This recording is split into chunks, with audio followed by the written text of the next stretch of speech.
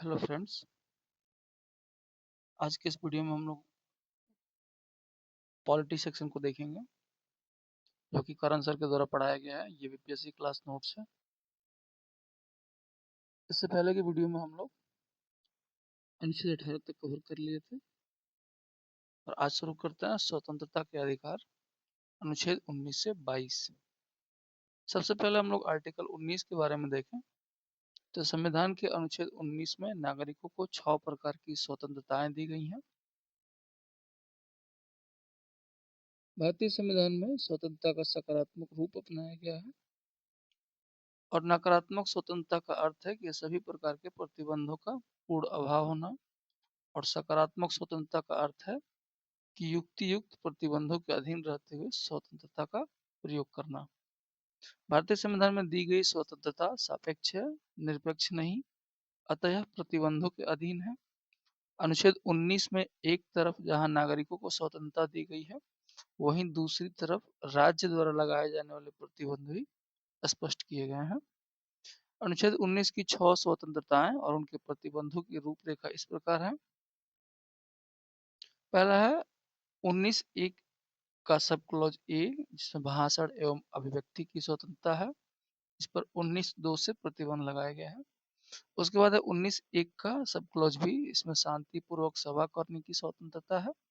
इस पर 19 के अनुच्छेद 19 के सेक्शन 3 के द्वारा प्रतिबंध लगाया जाता है। उसके बाद है 19(1) का सब क्लॉज सी, संगठन बनाने की स्वतंत्रता। इसका प्रतिबंध 19(4) के द्वारा लगाया जाता है। उसके बाद है 19(1) का डी, यानी भारत में भ्रमण की स्वतंत्रता। इस पर 19(5) से प्रतिबंध लगाया जाता है। उसके बाद है 19(1) का ई, निवास करने की स्वतंत्रता, और इस पर भी 19(5) से प्रतिबंध लगाया जाता है। लास्ट है 19(1) का जी, यानी व्यवसाय या रोजगार करने की स्वतंत्रता। इस पर प्रतिबंध अनुच्छेद 19 के सेक्शन 6 के द्वारा लगाया जाता है। सबसे पहले हम देखेंगे आर्टिकल 19 का section A, sub clause A के बारे में, जिसमें भाषण और अभिव्यक्ति की स्वतंत्रता के बारे में दिया गया है। सर्वोच्च न्यायालय ने अभिव्यक्ति की स्वतंत्रता को बेहद बृहद रूप से व्याख्यात किया है। न्यायालय के विभिन्न ऐतिहासिक वादों के अनुसार इसके अंतर्गत निम्नलिखित अधिकार शामिल हैं। पहला है प्रेस की आज़ादी, इंडियन एक्सप्रेसवाद 1985।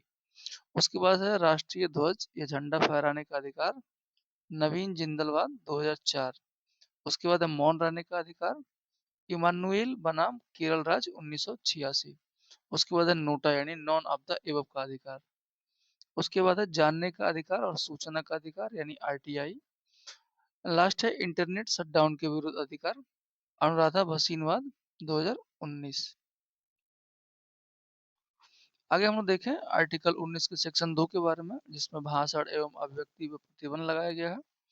अनुच्छेद 19 के 2 में अनुच्छेद 19(1) ए पर लगाए जाने वाले युक्ति युक्त प्रतिबंधों का उल्लेख है, जो निम्नलिखित आधारों पर लगाया जाता है: संप्रभुता, मानहानि, अखंडता, लोक व्यवस्था, न्यायिक अवमानना, नैतिकता और विदेशों के साथ मैत्रीपूर्ण संबंध। आगे हम लोग देखें 19(1) बी के बारे में, जिसमें शांतिपूर्वक सभा करने की स्वतंत्रता है। तो सभी नागरिकों को शांतिपूर्वक और बिना हथियार के सभा करने का पूर्ण अधिकार है। इसके तहत रैली निकालना, जुलूस निकालना और प्रदर्शन करना भी शामिल है।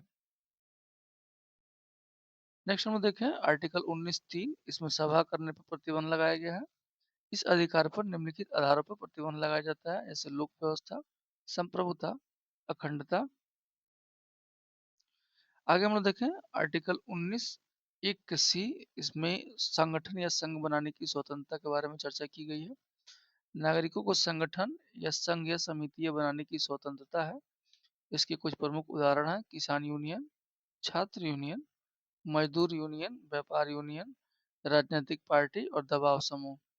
97वें संविधान संशोधन अधिनियम 2011 के माध्यम से इस अनुच्छेद में सहकारी संगठनों को भी जोड़ा गया है।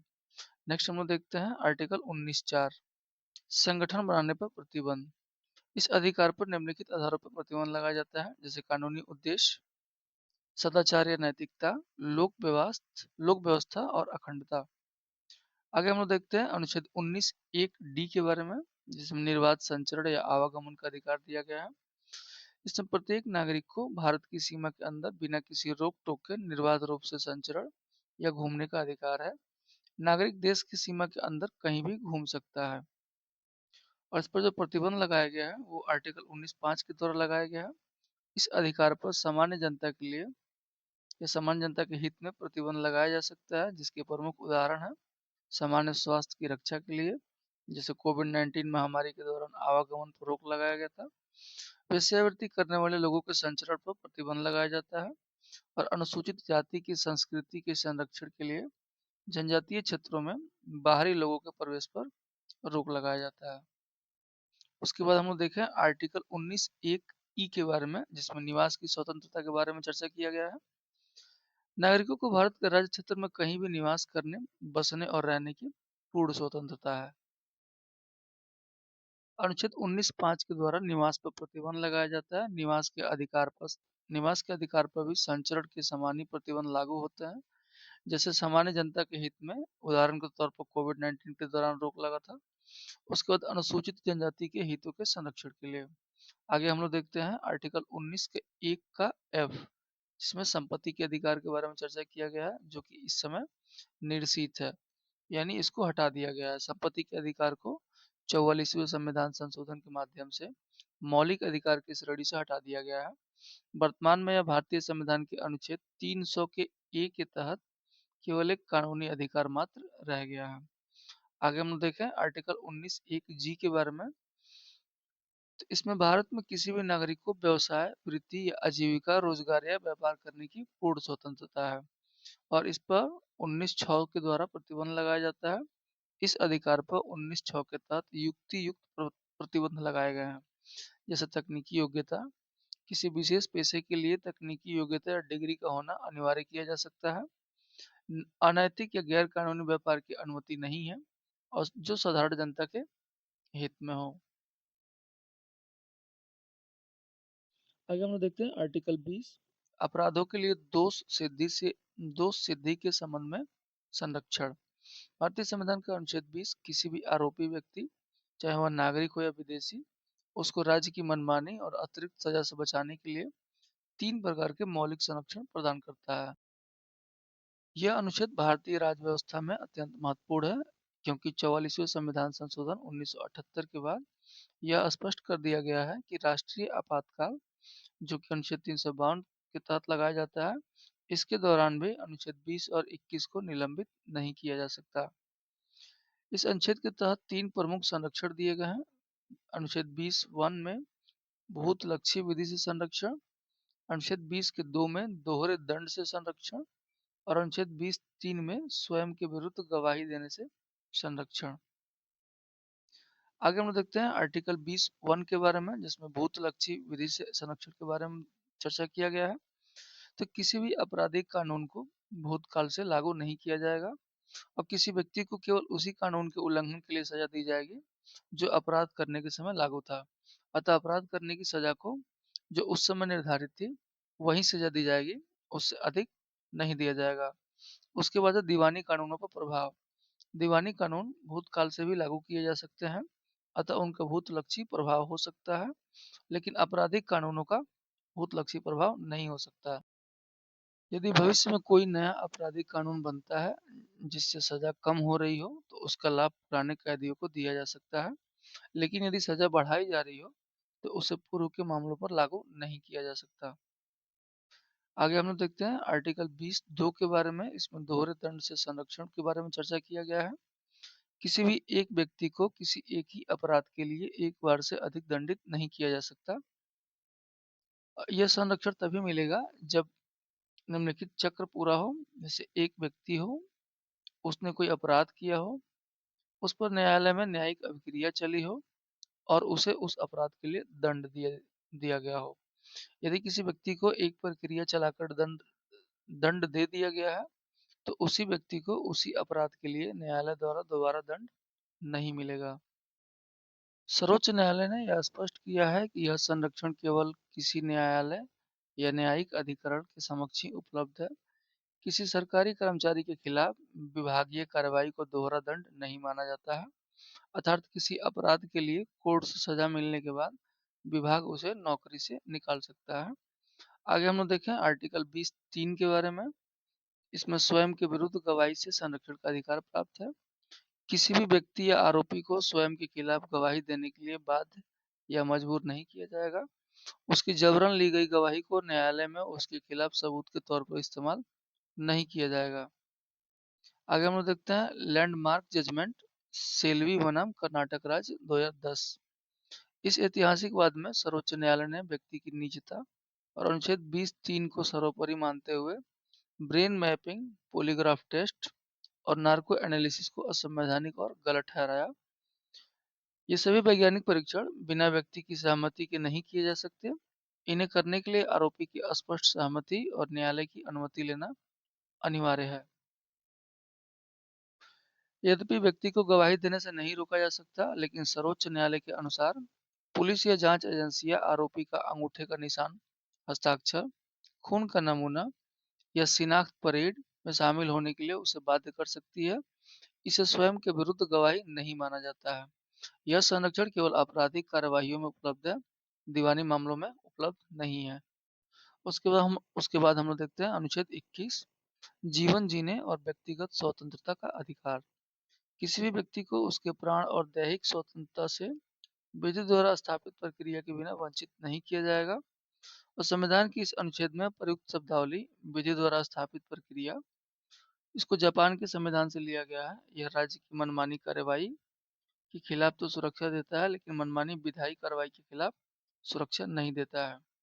सर्वोच्च न्यायालय ने इस अधिकार की समय समय पर विस्तृत व्याख्या की है, क्योंकि यह एक समग्र अधिकार है। इसमें मानवीय गरिमा से जुड़े कोई अन्य अदृश्य अधिकार समाहित है। कई अन्य अदृश्य अधिकार समाहित हैं। अनुच्छेद 21 से जुड़े कुछ ऐतिहासिक वाद हैं। जैसे पहला है ए.के. गोपालन वाद, यानी ए.के. गोपालन बनाम मद्रास राज्य 1950। इस वाद में सर्वोच्च न्यायालय ने जीवन के अधिकार की बहुत ही संकीर्ण व्याख्या की। न्यायालय ने इसका अर्थ केवल दैहिक स्वतंत्रता से लिया और माना कि आर्टिकल 14, 19 और 21 को सहसंबंधित नहीं माना जा सकता। ये सभी अलग अलग हैं। दूसरा है मेनका गांधी वाद 1978। Maneka Gandhi versus Union of India. इस वाद में सर्वोच्च न्यायालय ने अनुच्छेद 21 की विस्तार पूर्वक व्याख्या की और जीवन के अधिकार का अर्थ गरिमामय जीवन से लिया, न कि केवल पशुवत जीवित रहने से। इसमें विधि की सम्यक प्रक्रिया को शामिल किया गया, जिसका अर्थ है कानून केवल पारित नहीं होता, बल्कि तार्किक, उचित और यथोचित भी होना चाहिए। विधि की सम्यक प्रक्रिया का सिद्धांत अमेरिका के संविधान से लिया गया है। मेनका गांधी वाद के बाद भारतीय न्यायपालिका ने अप्रत्यक्ष रूप से अमेरिकी ड्यू प्रोसेस को भारतीय संविधान में समाहित कर लिया है। सुप्रीम कोर्ट ने अनुच्छेद 14, 19 और 21 को संबंधित माना और इसे संविधान का स्वर्णिम त्रिभुज कहा। आगे हम लोग देखते हैं सर्वोच्च न्यायालय के द्वारा अनुच्छेद 21 के तहत समय समय पर शामिल किए गए अधिकारों के बारे में। तो विदेश जाने के अधिकार को मेनका गांधीवाद 1978 में शामिल किया गया। निद्रा या सोने के अधिकार को बाबा रामदेव वाद 2011 रामलीला मैदान पुलिस कार्रवाई मामले के दौरान किया गया। और निजता के अधिकार को पुट्टा स्वामी वाद 2017 में शामिल किया गया। और मनपसंद विवाह करने के अधिकार को शक्ति वाहिनी वाद 2018 में स्वीकार किया गया। बच्चा पैदा करने और ना पैदा करने का अधिकार सुचिता श्रीवास्तव बनाम चंडीगढ़ प्रशासनवाद 2009 के तहत अपनाया गया। और विदेश जाने के अधिकार को मेनका गांधीवाद 1978 के द्वारा अपनाया गया। और निद्रा या सोने के अधिकार को बाबा रामदेव वाद 2011 के तहत अपनाया गया। स्वच्छ पर्यावरण के अधिकार को MC मेहता वाद 1986 के द्वारा अपनाया गया, जिसमें ओलियम गैस रिसाव मामला काफी तेजी से चल रहा था। उसके बाद हम लोग देखते हैं त्वरित सुनवाई का अधिकार। यह हुसैना आरा खातून वाद 1979 के तहत अपनाया गया। और एकांत में रहने का अधिकार, यह ऐतिहासिक निर्णय सुनील बत्रा बनाम दिल्ली प्रशासनवाद 1978 में दिया गया था। मेडिकल सहायता प्राप्त करने का अधिकार परमानंद कटारा बनाम भारत संघवाद 1979 में दिया गया, 1989 में। और कार्यस्थल पर यौन उत्पीड़न के विरुद्ध अधिकार विशाखापट्टनम राजस्थान राज्यपाल 1997 में दिया गया। इसमें गरिमा से मरने का अधिकार भी शामिल है। बीपीएससी परीक्षा के दृष्टिकोण से ध्यान रखें कि प्रजनन अधिकारों को मुख्य रूप से सुचिता श्रीवास्तव बनाम चंडीगढ़ प्रशासनवाद 2009 में अनुच्छेद 21 का हिस्सा माना गया था और एमसी मेहतावाद मूलतः पर्यावरण संरक्षण से जुड़ा है। मरने के अधिकार के बारे में हम देखें तो भारत में आत्महत्या करने का कोई अधिकार नहीं है। यह आईपीसी की धारा 309 के तहत दंडनीय अपराध है और सर्वोच्च न्यायालय ने अरोड़ा शानबाग वाद में जो 2011 में हुआ था इसमें इच्छा मृत्यु का सिद्धांत दिया था। इच्छा मृत्यु के दो सिद्धांत हैं, सक्रिय इच्छा मृत्यु और निष्क्रिय इच्छा मृत्यु। सक्रिय इच्छा मृत्यु में जब किसी व्यक्ति को किसी बाहरी साधन से जैसे इंजेक्शन या जहर देकर मारा जाए तो उसे सक्रिय इच्छा मृत्यु कहते हैं। यह स्वीडन, बेल्जियम जैसे देशों में लागू है और भारत में यह अवैध है। उसके बाद निष्क्रिय इच्छा मृत्यु के बारे में हम लोग जाने तो जब किसी व्यक्ति की जीवन रक्षक प्रणाली हटाकर मृत्यु हो जाए तो उसे निष्क्रिय इच्छा मृत्यु कहते हैं और भारत में इसकी अनुमति है, लेकिन इसके लिए डॉक्टर के पैनल और परिजनों की सहमति आवश्यक है और हर्षित राणा इच्छा मृत्यु का पहला मामला है। माफ करिएगा, हरीश राणा इच्छा मृत्यु का पहला मामला है। सर्वोच्च न्यायालय ने कॉमन काजवाद 2018 में गरिमामय मरने का अधिकार और लिविंग विल को विधिवत रूप से आर्टिकल 21 में शामिल किया। आगे हम देखते हैं अनुच्छेद 21A के बारे में, शिक्षा का अधिकार।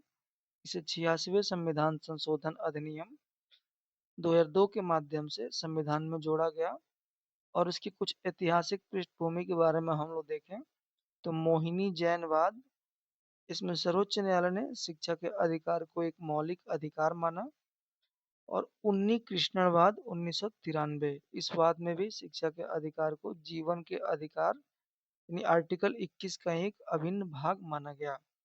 न्यायालय के इन निर्णय के बाद सरकार ने 86वें संविधान संशोधन 2002 से आर्टिकल 21A जोड़ा और इसके तहत राज्य 6 से लेकर 14 वर्ष तक के बच्चों को निःशुल्क और अनिवार्य प्राथमिक शिक्षा प्रदान करेगा।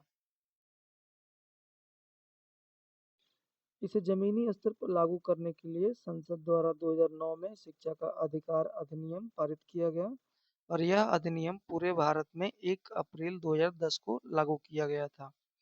86वें संविधान संशोधन 2002 ने केवल भाग 3 में अनुच्छेद 21A ही नहीं जोड़ा बल्कि भाग 4 के अनुच्छेद 45 की भाषा बदल दी, जिसमें 0 से 6 वर्षों के बच्चों की देखभाल और भाग 4A में एक नया 11वां मौलिक कर्तव्य अनुच्छेद 51A के भी जोड़ा, जो माता पिता को अपने बच्चों को शिक्षा के अवसर प्रदान करने का निर्देश देता है।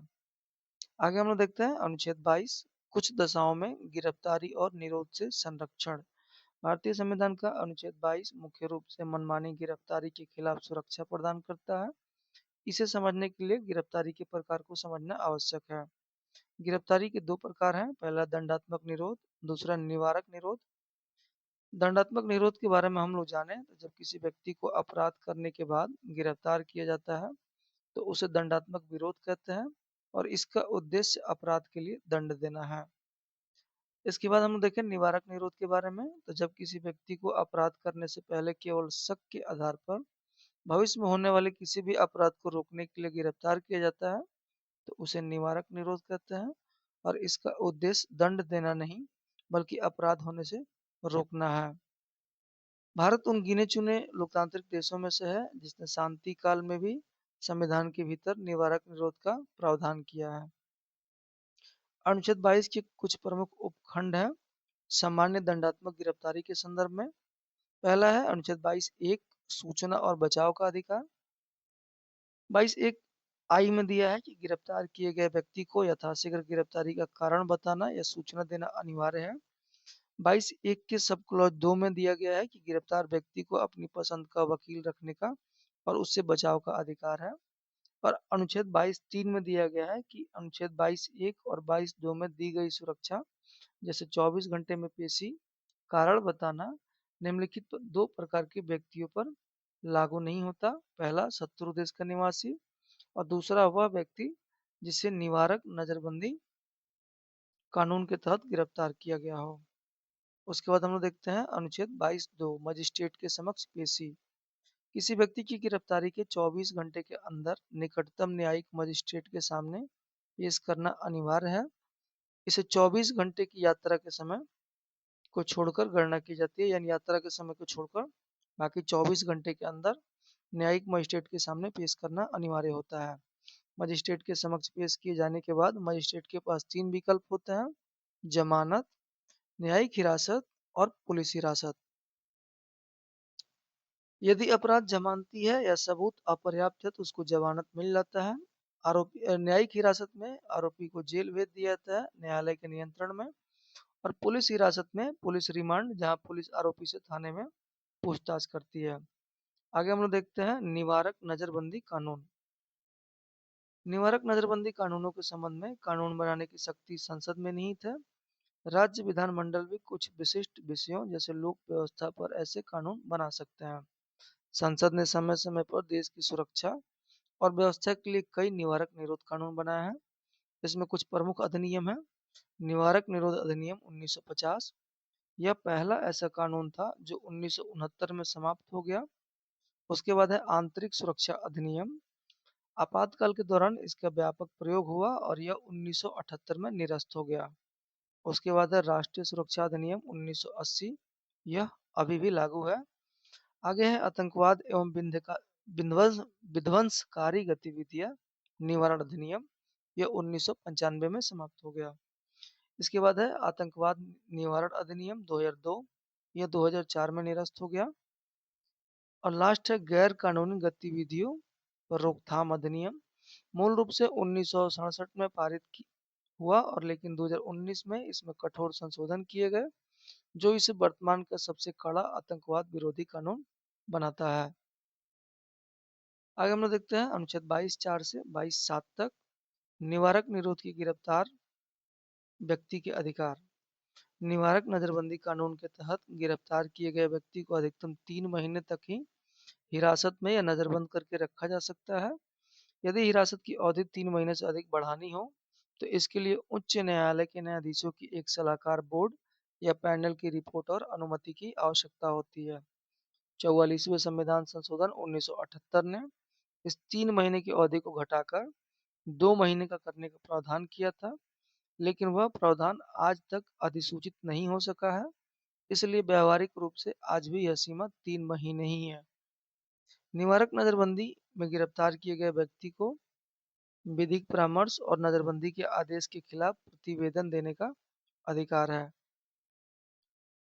अब हम लोग देखते हैं शोषण के विरुद्ध अधिकार, आर्टिकल 23 और 24। आर्टिकल 23 में मानव दुर्व्यापार और बलात्श्रम का प्रतिषेध। संविधान का अनुच्छेद 23 मुख्य रूप से 2 प्रकार के शोषण पर रोक लगाता है: मानव दुर्व्यापार पर और बलात्श्रम पर।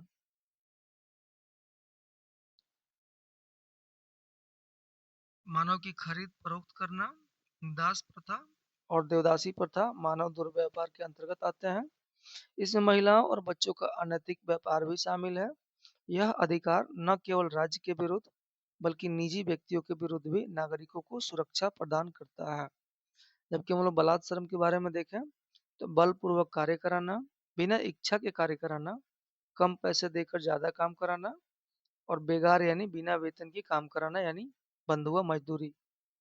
सर्वोच्च न्यायालय के पीयूडीआर बनाम भारत संघवाद 1982 के ऐतिहासिक फैसले के अनुसार किसी व्यक्ति को उसकी आर्थिक मजबूरी का फायदा उठाकर न्यूनतम मजदूरी से कम पर काम करने के लिए मजबूर करना भी अनुच्छेद 23 के तहत बलात्श्रम ही माना जाएगा।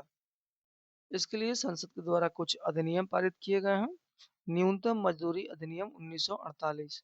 वर्ष 2019 में सरकार ने विभिन्न श्रम कानूनों को मिलाकर वेतन संहिता के माध्यम से इसमें संशोधन और एकीकरण किया है। दूसरा है अनैतिक व्यापार निवारण अधिनियम 1956 और तीसरा है बंधुआ मजदूर प्रणाली अधिनियम 1976। आगे है आर्टिकल 23(2) राज्य द्वारा अनिवार्य सेवा। यह अनुच्छेद 23 का एक अपवाद है। इसके अनुसार राज्य सार्वजनिक उद्देश्यों के लिए नागरिकों से अनिवार्य सेवा ले सकता है, जैसे महामारी, युद्ध या किसी बड़ी राष्ट्रीय आपदा के समय सरकार लोगों को काम करने के लिए बुला सकती है। उसके बाद है भेदभाव का निषेध।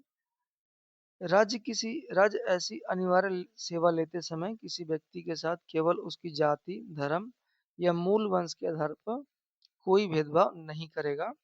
उसके बाद है लिंग के आधार पर भेदभाव। राज्य लिंग के आधार पर भेदभाव कर सकता है, अर्थात कठिन कठिन सैन्य या राहत कार्यों के लिए केवल पुरुषों को अनिवार्य सेवा के लिए ही बुलाया जा सकता है। संविधान के अनुच्छेद 15 में भेदभाव के 5 आधार हैं, लेकिन अनुच्छेद 23(2) में केवल 4 आधार हैं: धर्म, मूल वंश, जाति या वर्ग।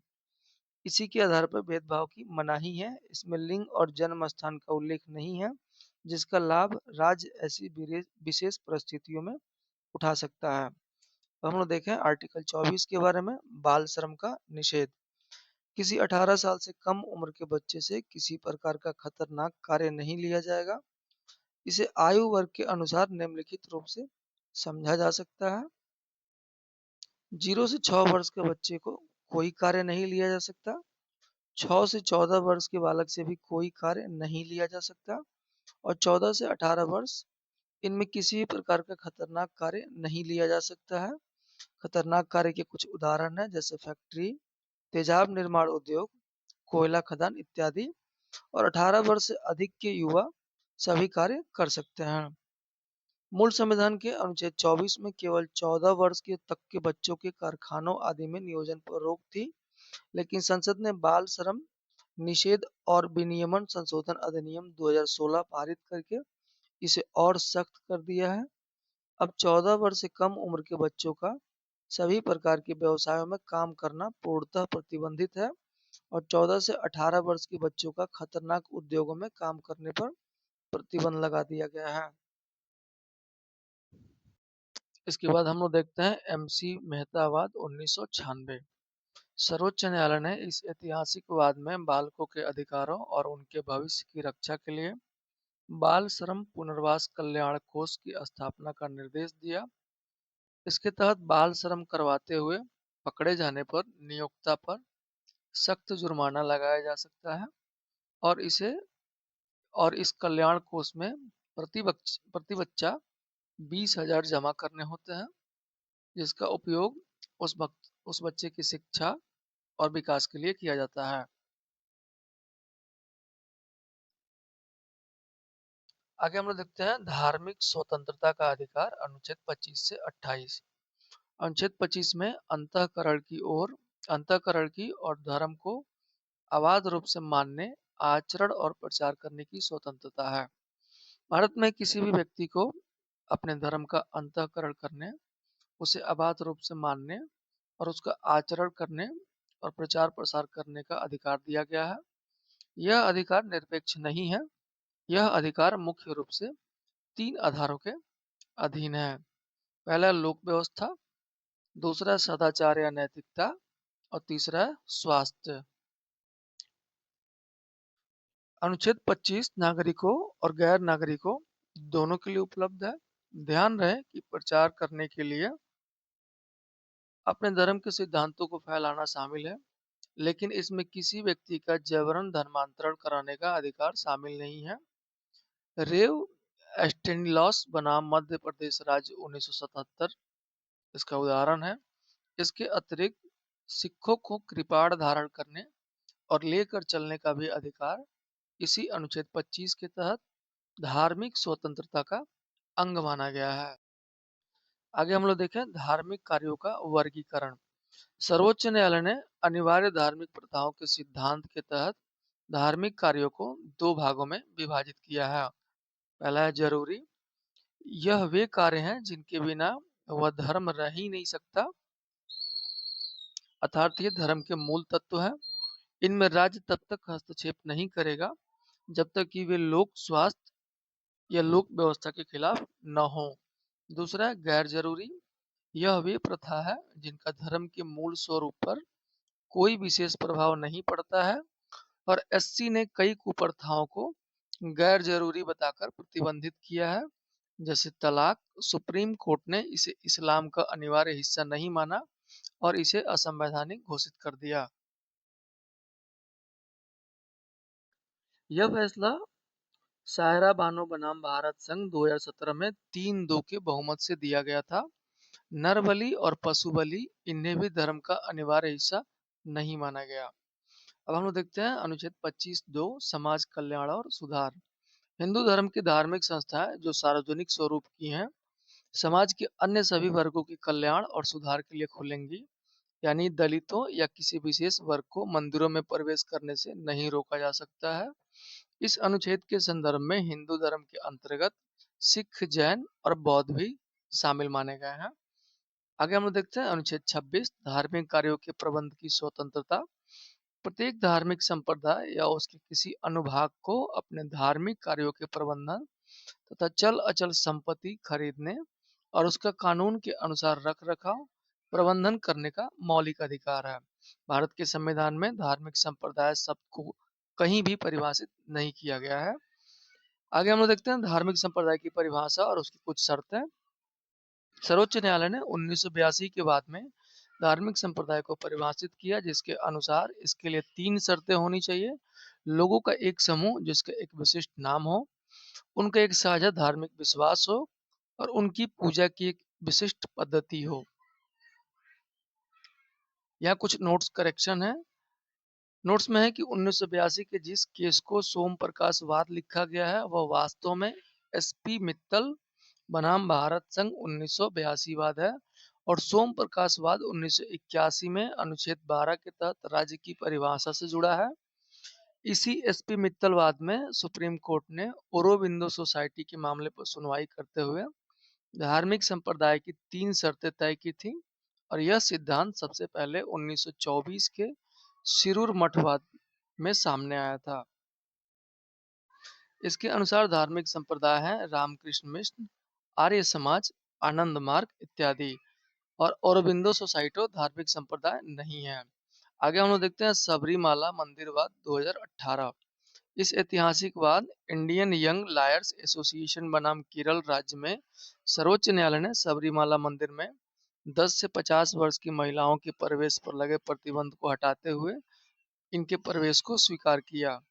न्यायालय ने सबरीमाला मंदिर के अनुयायियों यानी अयप्पा भक्तों को एक अलग स्वतंत्र धार्मिक संप्रदाय स्वीकार नहीं किया और सुप्रीम कोर्ट ने सायरा बानोवाद, 3 तलाक और शाहबानोवाद और सबरीमाला मंदिरवाद जैसे मामलों में धार्मिक अधिकारों की तुलना में लैंगिक न्याय को अधिक महत्व दिया है। आगे हम लोग देखते हैं अनुच्छेद 27 के बारे में धार्मिक करों से छूट। भारत के संविधान में किसी भी विशेष धर्म की अभिवृद्धि के लिए धार्मिक करों से पूर्ण छूट दी गई है। अतः राज्य द्वारा किसी भी व्यक्ति से कोई ऐसा धार्मिक कर नहीं लिया जाएगा जिसे प्राचीन और मध्यकालीन इतिहास में जजिया और जकात के रूप में लगाया जाता था।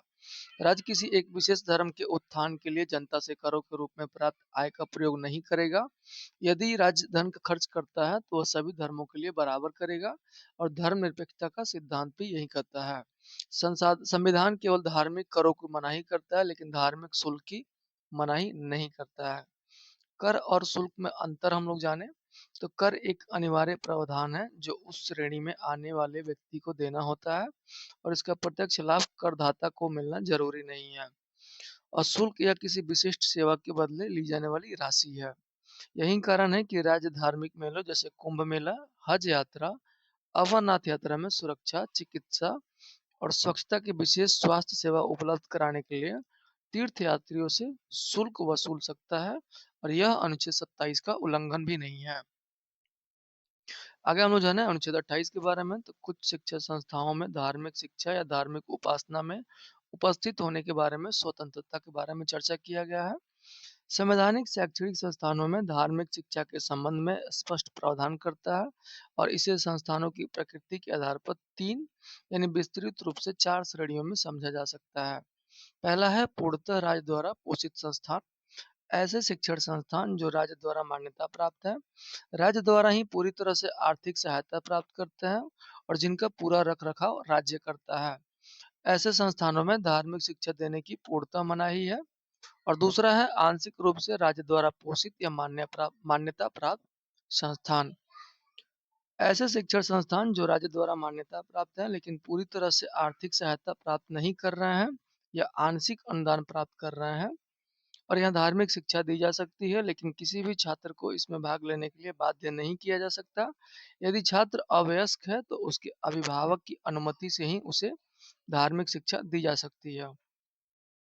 और तीसरा और अंतिम है कि राज्य द्वारा मान्यता प्राप्त और न ही आर्थिक सहायता प्राप्त ऐसे संस्थान जिन्हें राज्य द्वारा न तो मान्यता प्राप्त है और न ही कोई आर्थिक सहायता प्राप्त है, यहाँ धार्मिक शिक्षा पूर्णतः स्वेच्छा से दी जा सकती है और राज्य इसमें हस्तक्षेप नहीं करता है।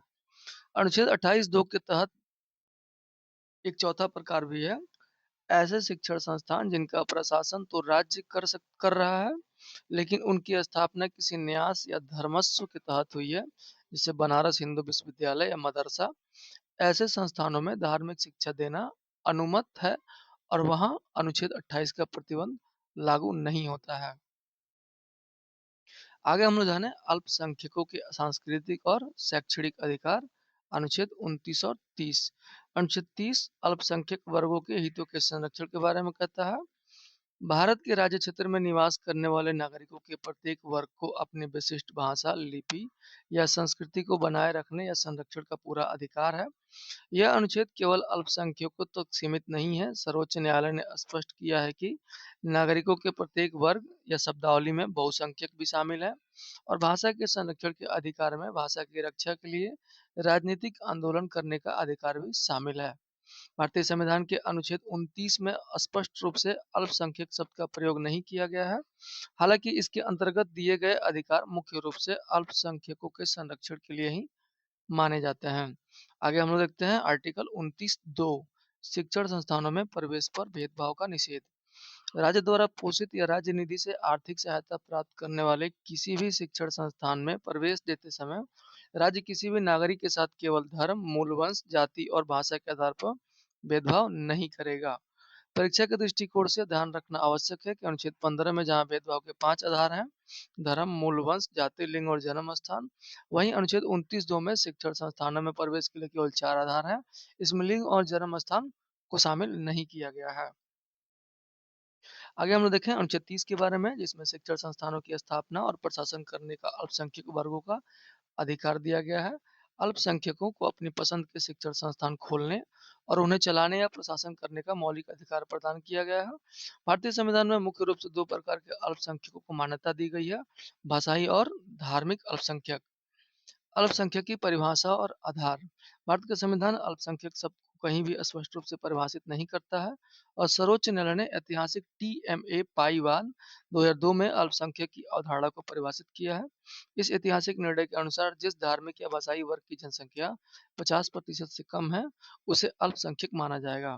भारत में धर्म के आधार पर अल्पसंख्यक का निर्धारण राष्ट्रीय स्तर पर किया जाता है, जबकि भाषा के आधार पर अल्पसंख्यक का निर्धारण राज्य स्तर पर किया जाता है। वर्तमान में भारत में 6 अधिसूचित धार्मिक अल्पसंख्यक समुदाय हैं: मुस्लिम, सिख, ईसाई, जैन, बौद्ध और पारसी।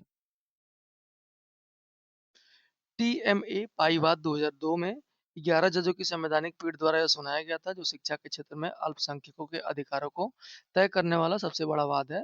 राष्ट्रीय अल्पसंख्यक आयोग अधिनियम 1992 के तहत केंद्र सरकार इन समुदायों को अधिसूचित करती है और जैन समुदायों को सबसे अंत में 2014 में राष्ट्रीय अल्पसंख्यक का दर्जा दिया गया था। आगे हम लोग देखते हैं अल्पसंख्यक शिक्षण संस्थानों के प्रकार। तो अनुच्छेद 30 के अंतर्गत अल्पसंख्यक शिक्षण संस्थानों को मुख्य रूप से 3 प्रकारों में बांटा गया है। पहला है राज्य द्वारा आर्थिक सहायता और मान्यता प्राप्त ऐसे संस्थान जिन्हें राज्य सरकार से मान्यता भी मिली है और आर्थिक सहायता भी मिलती है। दूसरा है राज्य सरकार द्वारा मान्यता प्राप्त किंतु आर्थिक सहायता नहीं, ऐसे संस्थान जिन्हें राज्य से मान्यता तो प्राप्त है लेकिन वह राज्य से कोई भी आर्थिक सहायता प्राप्त नहीं करते हैं। और तीसरा और अंतिम है राज्य द्वारा मान्यता और आर्थिक सहायता प्राप्त नहीं है, ऐसे स्वतंत्र संस्थान जो राज्य से न तो मान्यता लेते हैं और न ही कोई आर्थिक सहायता लेते हैं। इस संस्थानों पर राज्य का नियंत्रण होता है। पहले और दूसरे प्रकार के शिक्षण संस्थानों में स्टाफ की नियुक्ति, शिक्षण पाठ्यक्रम और शैक्षणिक मानक और अनुशासन राज्य द्वारा तय किए गए नियमों के अनुसार ही होता है। और तीसरे प्रकार के शिक्षण संस्थान जिसमें राज्य द्वारा कुछ भी प्राप्त नहीं होता है, इसको अल्पसंख्यक समुदाय पूरी तरह से अपने स्वतंत्र तरीके अपने प्रकार से चला सकता है। हालांकि सामान्य देश के कानून, श्रम कानून आदि भी इन पर लागू होता है। शिक्षण संस्थान खोलने का यह विशेष अधिकार अल्पसंख्यकों को उनके संरक्षण के लिए दिया गया है। हालांकि बहुसंख्यक समुदाय को भी अपने शिक्षण संस्थान खोलने का अधिकार स्वतः ही प्राप्त होता है और बहुसंख्यक यह अधिकार अनुच्छेद 19(1) के सब क्लॉज जी के तहत एक व्यवसाय के रूप में इस्तेमाल कर सकते हैं। आगे हम लोग देखें अनुच्छेद 30 का 2, जिसमें आर्थिक सहायता में भेदभाव का निषेध। राज्य अल्पसंख्यक शिक्षा संस्थानों को आर्थिक सहायता देते समय इस आधार पर कोई भेदभाव नहीं करेगा कि वह संस्थान किसी विशेष भाषा या धर्म के अल्पसंख्यक वर्ग के प्रबंधन के अधीन है। आगे हम लोग देखते हैं शिक्षा का अधिकार अधिनियम आरटीई से छूट। शिक्षा का अधिकार अधिनियम के प्रावधान अल्पसंख्यक शिक्षा संस्थानों पर लागू नहीं होते हैं।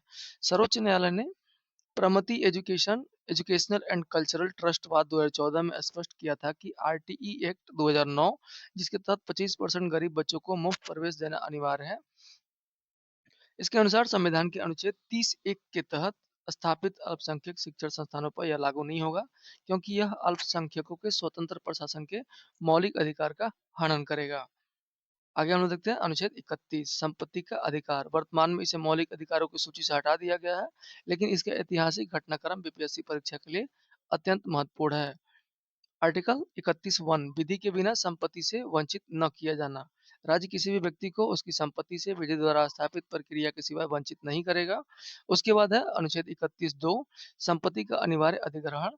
राज्य किसी भी संपत्ति का अधिग्रहण केवल सार्वजनिक उद्देश्य के लिए ही करेगा और संपत्ति अधिग्रहण के बदले में राज्य को व्यक्ति को बाजार कीमतों के अनुसार मुआवजा देना होगा। आगे हम लोग देखते हैं वेला बनर्जी वाद 1954। इस ऐतिहासिक वाद में सर्वोच्च न्यायालय ने स्पष्ट किया था कि सरकार द्वारा दिए जाने वाला मुआवजा पूर्ण रूप से न्याय संगत और बाजार मूल्य के बराबर होना चाहिए। आगे हम लोग देखते हैं आर्टिकल 31 का सेक्शन ए। अनुच्छेद 31 क में संपदाओं आदि के अर्जन के लिए कानून की रक्षा के बारे में चर्चा किया गया है। इसमें प्रथम संविधान संशोधन 1951 द्वारा संविधान में जोड़ा गया। इसके माध्यम से राज्य भूमि का अधिग्रहण कर सकता है। इसका मुख्य उद्देश्य उस समय की जमींदारी या जागीरदारी जैसी सामंती प्रथाओं का उन्मूलन और नियंत्रण करना था। यह राज्य को व्यापार प्रबंधन और कारपोरेट नियंत्रण जैसे वर्तमान में निफ्टी और 50 आदि कंपनियों के प्रबंधन या समामेलन में अपने हाथों में लेने की शक्ति भी देता है। और भूतलक्षी प्रभाव के बारे में हम देखें तो सबसे महत्वपूर्ण बात यह है कि इस संविधान को संविधान लागू होने की तिथि अर्थात 26 जनवरी 1950 से भूतलक्षी प्रभाव से लागू किया गया था। आगे हम लोग देखते हैं इंदिरा गांधी सरकार और समाजवादी नीतियां। तत्कालीन प्रधानमंत्री इंदिरा गांधी ने स्वयं को समाजवादी घोषित किया और संपत्ति के अधिकार को जनहित में सीमित करने के लिए कई बड़े कदम उठाए, जैसे गोलकनाथ 1967। इस बात में सर्वोच्च न्यायालय ने मौलिक अधिकारों को नीति निषेध तत्वों की तुलना में अधिक महत्व दिया और न्यायालय ने माना कि राज्य द्वारा संपत्ति का अधिग्रहण करना मौलिक अधिकारों का स्पष्ट उल्लंघन है। उसके बाद है राष्ट्रीयकरण और प्रीवी पर्स की समाप्ति 1970। इंदिरा गांधी सरकार ने 1970 में 14 प्रमुख बैंकों का राष्ट्रीयकरण लागू किया। इसके साथ ही रियासतों के पूर्व राजाओं को मिलने वाले विशेष भत्ते यानी प्रीवी पर्स को भी समाप्त कर दिया। उसके बाद है आरसी कपूर वाद 1970। सरकार के इन फैसलों के विरुद्ध आरसी कपूर सुप्रीम कोर्ट गए, जहां न्यायालय ने बैंक राष्ट्रीयकरण अधिनियम को असंवैधानिक ठहरा दिया, जो कि मुआवजे के आधार पर था। आगे हम लोग देखते हैं 25वां संविधान संशोधन 1971। सुप्रीम कोर्ट के निर्णयों, आरसी कपूर और गोलकनाथ के प्रभाव को खत्म करने के लिए इंदिरा गांधी की सरकार ने 1971 में 25वां संशोधन किया और इसके माध्यम से संविधान में आर्टिकल 31C जोड़ा गया। इस संविधान संशोधन के द्वारा यह तय किया गया कि यदि राज्य डीपीएसपी के अनुच्छेद 39 बी, जिसमें संसाधनों का भौतिक वितरण, और 39 सी, जिसमें धन के संकेंद्रण पर रोक है, उसको लागू करने के लिए कोई कानून बनाता है तो उसे मौलिक अधिकार आर्टिकल 14, आर्टिकल 19 और आर्टिकल 31 के उल्लंघन के आधार पर चुनौती नहीं दी जा सकती है। अर्थात डीपीएसपी 39 बी और 39 सी को इन मौलिक अधिकारों से अधिक प्राथमिकता दी गई है। अगर हम देखते हैं अनुच्छेद 31 सी का विस्तार और मिनर्वा व्हील्स वाद। 42वें संविधान संशोधन 1976 के द्वारा इस आपातकालीन संशोधन के माध्यम से अनुच्छेद 31 सी का विस्तार कर दिया गया। अब केवल 39 बी और 39 सी ही नहीं, बल्कि सभी नीति निर्देशक तत्वों को मौलिक अधिकारों पर प्राथमिकता दे दी गई है। आगे हम देखते हैं मिनर्वा मिल्स वाद 1980। सर्वोच्च न्यायालय ने 42वें संविधान संशोधन के इस अतिवादी विस्तार को रद्द कर दिया और इस न्यायालय ने एक ऐतिहासिक सिद्धांत दिया कि भारतीय संविधान मौलिक अधिकारों और नीति निर्देशक तत्वों के बीच संतुलन पर टिका है। यह दोनों एक ही रथ के दो पहिए या एक सिक्के के दो पहलू हैं और दोनों का अपना महत्व है और किसी एक को दूसरे पर पूर्ण रूप से श्रेष्ठ नहीं माना जा सकता है। वर्तमान में संपत्ति के अधिकार की स्थिति के बारे में हम लोग जाने तो 44वां संविधान संशोधन 1978 के द्वारा मोरारजी देसाई की जनता पार्टी सरकार द्वारा पारित इस संशोधन के माध्यम से संपत्ति के अधिकार को मौलिक अधिकारों की श्रेणी से पूरी तरह हटा दिया गया और इसे कानूनी अधिकार बनाया गया। संविधान के भाग 12 में अनुच्छेद 300 के तहत। यह एक कानूनी या केवल कानूनी या विधिक अधिकार बन गया है। वर्तमान व्यवस्था में कुछ प्रमुख बिंदु के बारे में हम लोग चर्चा करें तो वर्तमान में संपत्ति का अधिकार एक केवल एक कानूनी अधिकार है और वर्तमान में सरकार जनहित में किसी भी व्यक्ति की संपत्ति का अधिग्रहण कर सकती है। और कृषि भूमि का अधिग्रहण यदि राज्य किसी व्यक्ति की कृषि भूमि का अधिग्रहण करता है तो उसे बाजार कीमतों के अनुसार पूर्ण मुआवजा देना होगा। अल्प राज्य अल्पसंख्यक शिक्षण संस्थानों को संपत्ति का मनमाने ढंग से अधिग्रहण नहीं कर सकता और यह सुरक्षा अनुच्छेद 30 के तहत सुनिश्चित की गई है ताकि उनके अल्पसंख्यकों के अधिकार का हनन न हो सके। आगे हम देखते हैं अनुच्छेद 32 संवैधानिक उपचारों का अधिकार। यह अनुच्छेद भारतीय संविधान के भाग 3 का सबसे महत्वपूर्ण अनुच्छेद है क्योंकि यह अन्य सभी मौलिक अधिकारों के हनन होने पर उन्हें लागू करवाने की गारंटी देता है। संविधान निर्माता डॉक्टर बी आर अम्बेडकर के अनुसार अनुच्छेद 32 को संविधान की आत्मा और हृदय कहा गया। डॉक्टर अम्बेडकर का मानना था कि कोई भी मौलिक अधिकार तब तक निरर्थक है जब तक कि उसे लागू कराने का कोई प्रभावी तंत्र न हो और यह अनुच्छेद मौलिक अधिकारों को वास्तविक और व्यवहारिक बनाता है। इसलिए अनुच्छेद 32 का अत्यंत महत्वपूर्ण भूमिका है। अनुच्छेद 32(1) के बारे में हम लोग जाने तो नागरिकों को अपने मौलिक अधिकारों की रक्षा करने या परिवर्तन के लिए सीधे सर्वोच्च न्यायालय में जाने का और याचिका दायर करने का अधिकार दिया गया है। अनुच्छेद 32(2) के बारे में हम लोग देखें तो इसमें रिट जारी करने की शक्ति है। मौलिक अधिकारों को लागू करने के लिए रिट सर्वोच्च न्यायालय 5 प्रकार के रिट जारी कर सकता है। इन रिटों को न्याय का झरना भी कहते हैं और भारतीय संविधान में रिट जारी करने का यह सिद्धांत इंग्लैंड के संविधान से लिया गया है। ब्रिटेन में इसे विशेषाधिकार रिट कहा जाता है। ध्यान दें कि सर्वोच्च न्यायालय अनुच्छेद 32 के तहत केवल मौलिक अधिकारों के लिए रिट जारी कर सकता है, जबकि उच्च न्यायालय अनुच्छेद 224 के तहत मौलिक अधिकारों के साथ-साथ अन्य कानूनी अधिकारों के लिए भी रिट जारी कर सकता है और इस प्रकार रिट के मामले में हाई कोर्ट का दायरा सुप्रीम कोर्ट से अधिक विस्तृत है। सर्वोच्च न्यायालय द्वारा जारी 5 प्रकार के रिटों के बारे में हम लोग जाने तो पहला है बंदी प्रत्यक्षीकरण। इसका शाब्दिक अर्थ है 100 शरीर पेश करना।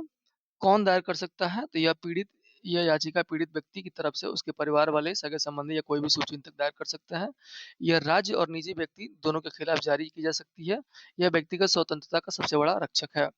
इसमें सुप्रीम कोर्ट गिरफ्तार करने वाले अधिकारी या व्यक्ति को आदेश देता है कि वह पीड़ित व्यक्ति को न्यायालय के समक्ष सशरीर पेश करे ताकि न्यायालय गिरफ्तारी की वैधानिकता की जांच कर सके। इसमें दूसरा है परमादेश। इसका शाब्दिक अर्थ है सर्वोच्च आदेश या हम आदेश देते हैं। इसे जागृति कॉल भी कहते हैं। जब कोई लोक प्राधिकारी अपने कानूनी और संवैधानिक कर्तव्यों का पालन नहीं करता तो उसे अपना कर्तव्य निभाने के लिए रिट जारी की जाती है। यह रिट निजी संस्था, निजी कर्मचारी, भारत के राष्ट्रपति, राज्यों के राज्यपाल, सेना के अधिकारियों और न्यायाधीशों के खिलाफ जारी नहीं की जा सकती है। इस रिट को बार-बार या अनावश्यक रूप से जारी करने को न्यायिक अतिशीघ्रता भी कहा जाता है, जो शक्तियों के पृथक्करण के सिद्धांत के खिलाफ माना जाता है। तीसरा हम लोग देखें अधिकार परीक्षा।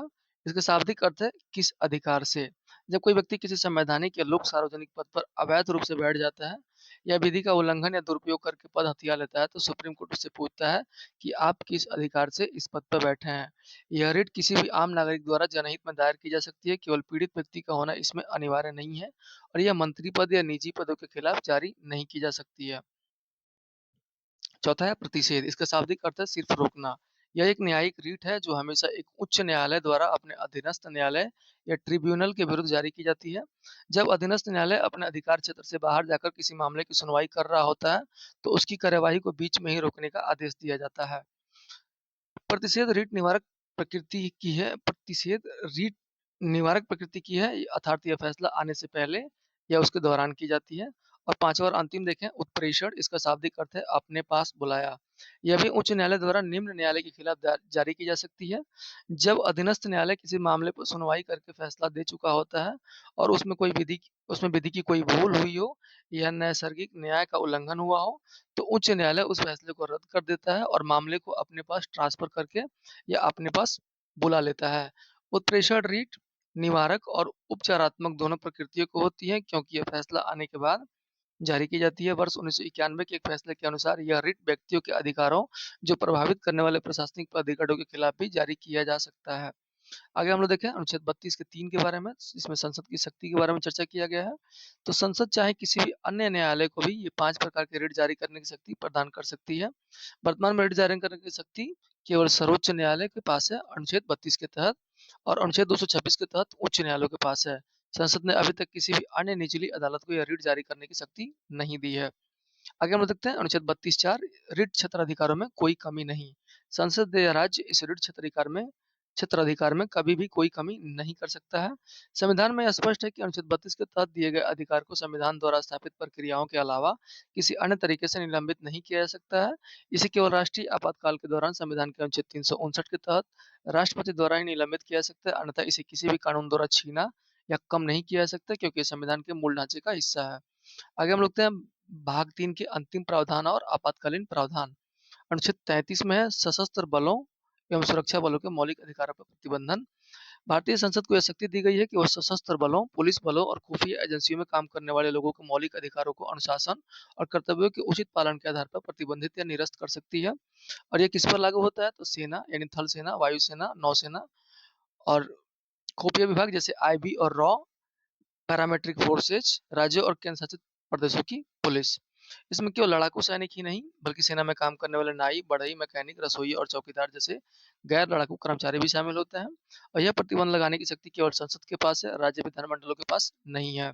इस शक्ति का प्रयोग करते हुए संसद ने सैन्य अधिनियम 1950, नौसेना अधिनियम 1950 और पुलिस बल अधिनियम 1966 जैसे कानून पारित किए हैं, और इन कानूनों के तहत बनाए गए नियमों को किसी भी न्यायालय में मौलिक अधिकारों के हनन के आधार पर चुनौती नहीं दिया जा सकता है। आगे हम लोग देखते हैं अनुच्छेद 34 के बारे में। अनुच्छेद 34 सैन्य शासन लागू होने पर मौलिक अधिकारों पर प्रतिबंध। जिन क्षेत्रों में सैन्य विधि लागू होती है, उस क्षेत्र में निवास करने वाले आम लोगों के मौलिक अधिकारों को भी प्रतिबंधित किया जा सकता है। उदाहरण के तौर पर एफएसपा जैसे arm force special power act 1958 या कानून मणिपुर, जम्मू कश्मीर जैसे आसान क्षेत्रों में लागू किया गया था। सैन्य शासन बनाम आपातकाल। सैन्य शासन राष्ट्रीय आपातकाल से पूरी तरह भिन्न होता है। संविधान में मार्शल लॉ को कहीं भी परिभाषित नहीं किया गया है, या ब्रिटिश कानून से लिया गया है। जब देश की किसी हिस्से में कानून व्यवस्था पूरी तरह चरमरा जाती है, तब वहाँ सेना का शासन लागू किया जाता है। अनुच्छेद 34 संसद को यह शक्ति देता है कि वह किसी भी सरकारी कर्मचारी या अन्य व्यक्ति को उसके द्वारा व्यवस्था बनाए रखने के लिए किए गए किसी भी कार्य के लिए क्षतिपूर्ति अधिनियम पारित करके उसे कानूनी सुरक्षा प्रदान करे। नेक्स्ट हम लोग देखते हैं अनुच्छेद 35 के बारे में, मौलिक अधिकारों के संबंध में विधान या कानून बनाने की शक्ति। मौलिक अधिकारों को प्रभावी बनाने और उनके संबंध में विधि बनाने की शक्ति केवल भारतीय संसद में निहित है, राज्य विधानमंडल में नहीं है। इसका उद्देश्य पूरे भारत में मौलिक अधिकारों में एक रूपता बनाए रखना है। संसद की यह विधेयक शक्ति निम्नलिखित अनुच्छेदों के संबंध में है। अनुच्छेद 16(3) निवास के आधार पर रोजगार में आरक्षण का कानून बनाना। अनुच्छेद 32 के 3 सर्वोच्च न्यायालय और उच्च न्यायालय के अलावा अन्य अदालतों को रिट जारी करने की शक्ति देना। और अनुच्छेद 33 सशस्त्र बलों के अधिकारों को प्रतिबंधित करना। और अनुच्छेद 34 मार्शल लॉ के दौरान क्षतिपूर्ति कानून बनाना। इसके अतिरिक्त जिन मौलिक अधिकारों का उल्लंघन एक दंडनीय अपराध है, जैसे अनुच्छेद 17, अनुच्छेद 23, उनके लिए सजा तय करने और कानून बनाने का अधिकार भी अनुच्छेद 35 के तहत केवल संसद के पास ही है। आपातकाल और मौलिक अधिकारों के निलंबन के बारे में हम लोग जाने तो मौलिक अधिकारों का निलंबन किया जा सकता है, लेकिन ये केवल राष्ट्रीय आपातकाल के दौरान, जो कि आर्टिकल 352 के तहत लागू होता है, इसी के दौरान होता है। और राष्ट्रपति शासन आर्टिकल 356 में मौलिक अधिकार निलंबित नहीं होता है। आपातकाल के दौरान भी अनुच्छेद 20 और 21 को किसी भी परिस्थिति में निलंबित नहीं किया जा सकता है। मौलिक अधिकारों को निलंबन से संबंधित प्रावधान संविधान के अनुच्छेद 358 और 359 में शामिल किए गए हैं। ये हम लोग अनुच्छेद 358 के बारे में जाने तो इसमें अनुच्छेद 19 का स्वतः निलंबन होता है। जब बाहरी आपातकाल की उद्घोषणा अर्थात युद्ध या बाहरी आक्रमण के आधार पर होती है, तो इसके साथ ही अनुच्छेद 19 में दी गई 6 स्वतंत्रताएं स्वतः निलंबित हो जाती हैं। इसके लिए किसी भी अलग आदेश की आवश्यकता नहीं होती है। और अनुच्छेद 359 के बारे में हम लोग देखें तो अन्य मौलिक अधिकारों का निलंबन। इस अनुच्छेद के तहत अन्य मौलिक अधिकारों का निलंबन स्वतः नहीं होता है। राष्ट्रपति एक विशेष आदेश के माध्यम से आर्टिकल 20 और 21 को छोड़कर अन्य मौलिक अधिकारों को निलंबित कर सकता है। 44वें संविधान संशोधन 1978 के बाद यह स्पष्ट कर दिया गया कि यदि आपातकाल, सशस्त्र विद्रोह, आंतरिक आपातकाल के आधार पर लगाया जाता है, तो उसमें अनुच्छेद 19 निलंबित नहीं होगा। और तकनीकी रूप से अनुच्छेद 359 मौलिक अधिकारों को समाप्त नहीं करता है, बल्कि यह न्यायालय जाकर उन्हें लागू करवाने के परिवर्तन के अधिकार को निलंबित करता है। और राष्ट्रपति के आदेश में यह स्पष्ट रूप से उन अनुच्छेदों का जिक्र है जिन्हें निलंबित किया जा रहा है, या और यह निलंबन पूरे देश में या किसी विशेष हिस्से में लागू हो रहा है। नेक्स्ट हम लोग देखते हैं संविधान का भाग 6 अनुच्छेद 36 से 51 राज्य के नीति निर्देशक तत्व।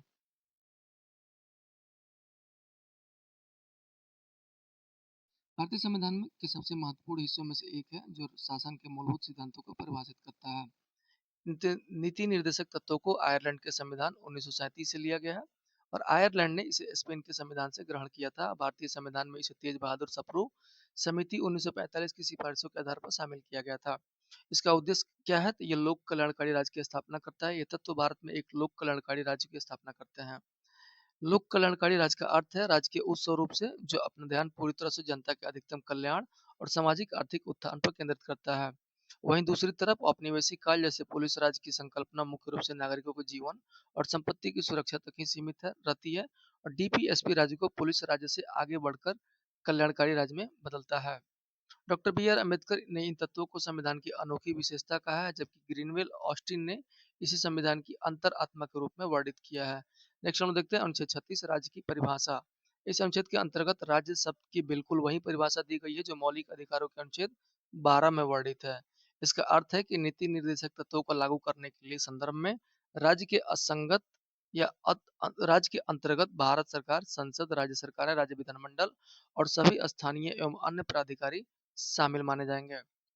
संविधान निर्माताओं का दृष्टिकोण। नीति निर्देशक तत्व मूल रूप से संविधान निर्माताओं के द्वारा भविष्य की आगामी सरकारों के लिए दिए गए दिशा निर्देश है।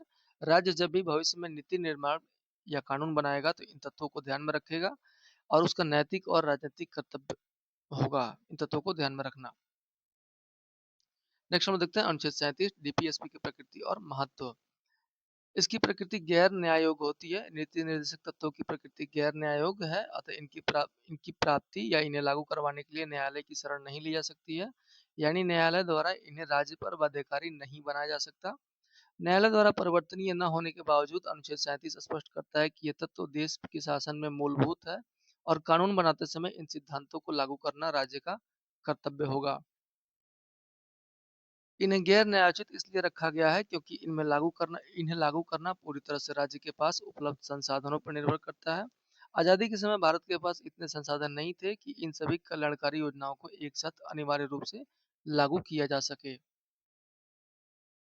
आगे हम लोग देखते हैं अनुच्छेद 38 के बारे में, लोक कल्याण की अभिवृद्धि के लिए सामाजिक व्यवस्था। यह अनुच्छेद लोक कल्याणकारी राज्य की अवधारणा का मूल आधार है। डीपीएसपी एक ऐसी सामाजिक व्यवस्था की स्थापना और संरक्षण करेगा जिसमें सामाजिक, आर्थिक और राजनीतिक न्याय और राष्ट्रीय जीवन की सभी संस्थाओं को अनुप्रमाणित करे। प्रस्तावना से जुड़ाव। भारतीय संविधान की प्रस्तावना और डीपीएसपी दोनों मिलकर इस त्रिआयामी न्याय, सामाजिक, आर्थिक और राजनीति की स्थापना करते हैं और उसे बढ़ावा देते हैं। नेक्स्ट हम लोग देखते हैं आर्टिकल 38(2) राज्य में व्याप्त असमानताओं को दूर करने के लिए विशेष प्रयास करेगा। इसके तहत राज्य आय की असमानताओं को कम करेगा और व्यक्तियों के साथ साथ विभिन्न व्यवसायों में लगे समूहों के बीच सुविधा, प्रतिष्ठा और अवसर की समानता स्थापित करेगा। यह ध्यान रखना अत्यंत महत्वपूर्ण है कि अनुच्छेद 38(2) को मूल संविधान का हिस्सा नहीं था।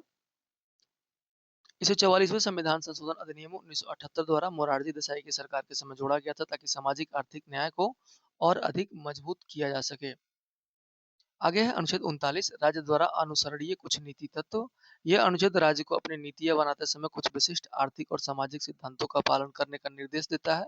इसके अंतर्गत निम्नलिखित प्रावधान है, जैसे 39A में समान आजीविका का प्रावधान है। राज्य प्रत्येक नागरिक, चाहे वह पुरुष हो या महिला, उसको आजीविका के पर्याप्त साधन प्राप्त करने का समान अवसर प्रदान करेगा। 39B में है संसाधनों का उचित विवरण। राज्य समाज के भौतिक संसाधनों का स्वामित्व और नियंत्रण इस प्रकार व्यवस्थित करेगा जिससे कि सामूहिक हित का सर्वोत्तम रूप से साधन हो सके।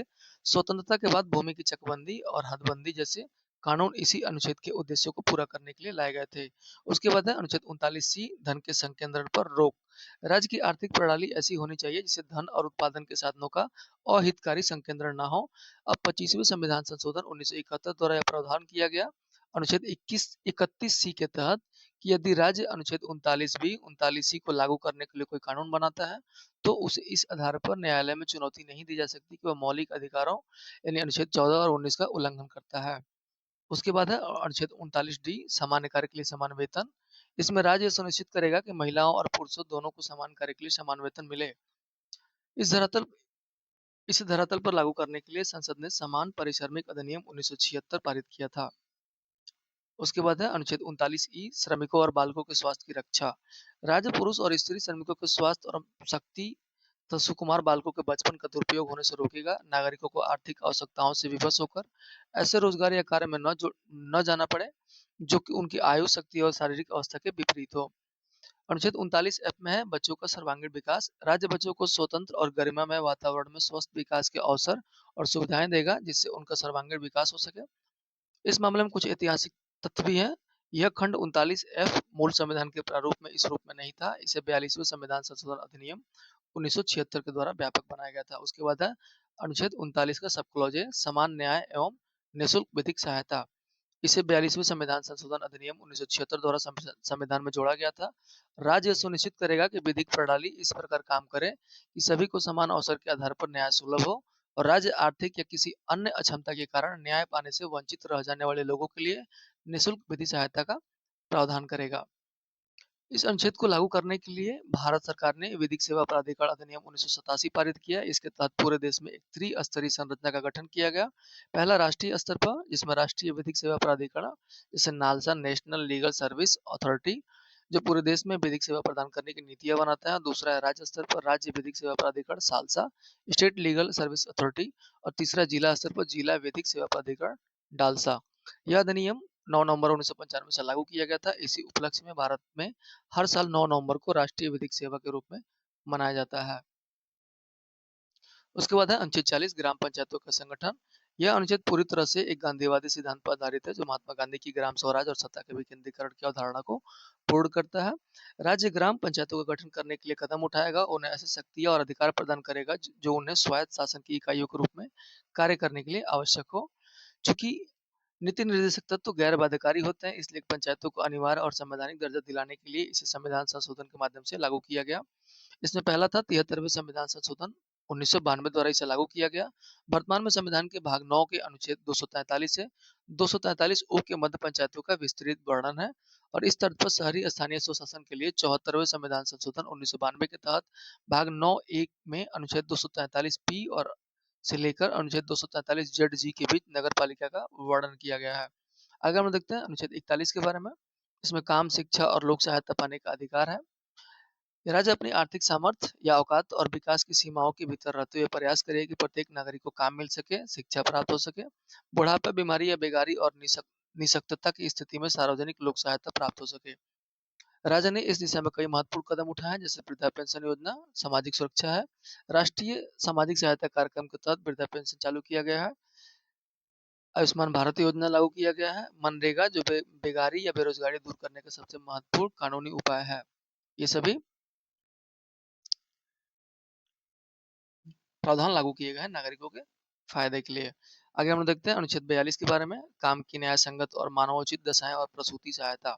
राज्य सुनिश्चित करेगा कि कार्यस्थलों पर काम की दशाएं न्याय संगत और मानवीय हो, और इसके साथ ही राज्य महिलाओं के लिए प्रसूति सहायता का भी विशेष उपबंध करेगा।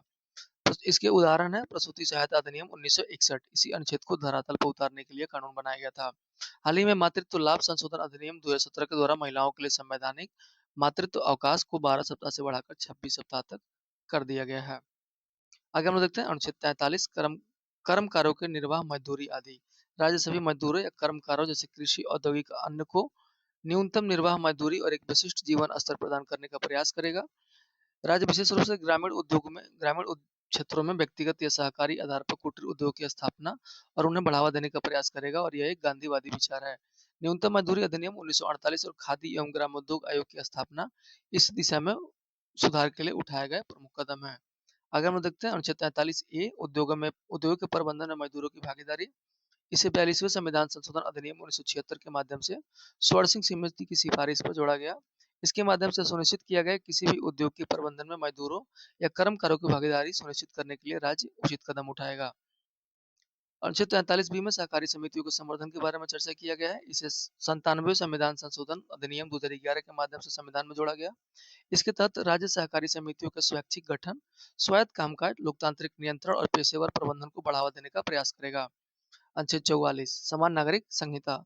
राज्य भारत के समस्त राज्य क्षेत्रों में नागरिकों के लिए एक समान नागरिक संहिता यानी यूसीसी प्राप्त करने का प्रयास करेगा। यूसीसी को समझने के कुछ आधार हैं, जैसे फौजदारी कानून, चोरी, डकैती, मर्डर, अपहरण, हमला इत्यादि में भारत में फौजदारी मामलों के संबंध में कानून सभी धर्मों के नागरिकों के लिए एक समान है, जैसे भारतीय दंड संहिता आईपीसी और वर्तमान में बीएनएस। उसके बाद दीवानी कानून, जैसे शादी विवाह, तलाक, बच्चे, गोद लेना, संपत्ति का उत्तराधिकार। सिविल या पारिवारिक कानूनों के संबंध में भारत में समानता नहीं है, वर्तमान में सभी धर्मों को अपने अलग अलग पर्सनल कानून है। इसके उदाहरण हिंदू विवाह अधिनियम, मुस्लिम पर्सनल लॉ इत्यादि। सुप्रीम कोर्ट के कुछ ऐतिहासिक फैसले भी हैं। समान नागरिक संहिता लागू करने के संबंध में समय समय पर सुप्रीम कोर्ट ने सरकार को कड़े निर्देश और सुझाव दिए हैं। इसमें प्रमुख केस निम्नलिखित है। पहला है शाहबानो केस 1985। यह मामला तलाकशुदा मुस्लिम महिला के गुजारा भत्ता से जुड़ा था, और इस केस में सुप्रीम कोर्ट ने पहली बार यूसीसी लागू करने की आवश्यकता पर बल देते हुए सरकार को निर्देश दिया था। और दूसरा है सरला मुद्दल केस 1995। यह मामला धर्म परिवर्तन करके दूसरा विवाह करने यानी बहुविवाह से संबंधित था। इसमें भी कोर्ट ने यूसीसी की ही वकालत की थी। और तीसरा है सायरा बानो केस 2017। सायरा बानो केस 2017। यह ऐतिहासिक मामला 3 तलाक की असंवैधानिकता से जुड़ा था। और इन तीनों ऐतिहासिक केसों में सुप्रीम कोर्ट ने एक समान नागरिक संहिता यानी यूसीसी को लागू करने पर पुरजोर सुझाव दिया है, पुरजोर समर्थन दिया है। वर्तमान में यूसीसी की स्थिति देखें तो गोवा में यह आज़ादी के बाद से ही समान नागरिक संहिता लागू है, पुर्तगाली सिविल कोड 1867 के रूप में। उत्तराखंड में देखा जाए तो हाल ही में स्वतंत्र भारत का अपना यूसीसी या लागू करने वाला या यूसीसी कानून पारित करने वाला यह पहला राज्य बन गया है। और गुजरात दूसरा राज्य है जिसने इस कानून को लागू किया है। और इसके लागू करने के लिए प्रक्रिया चल रही है और कमेटी का गठन भी किया गया है। हालांकि यह लागू हो चुका है वर्तमान समय में। अनुच्छेद 45 बच्चों की प्रारंभिक देखभाल और शिक्षा। इसके अंतर्गत प्रावधान है कि राज्य 0 से 6 वर्ष तक की आयु के सभी बच्चों के लिए प्रारंभिक बाल्यावस्था देखभाल और शिक्षा की व्यवस्था करने का प्रयास करेगा।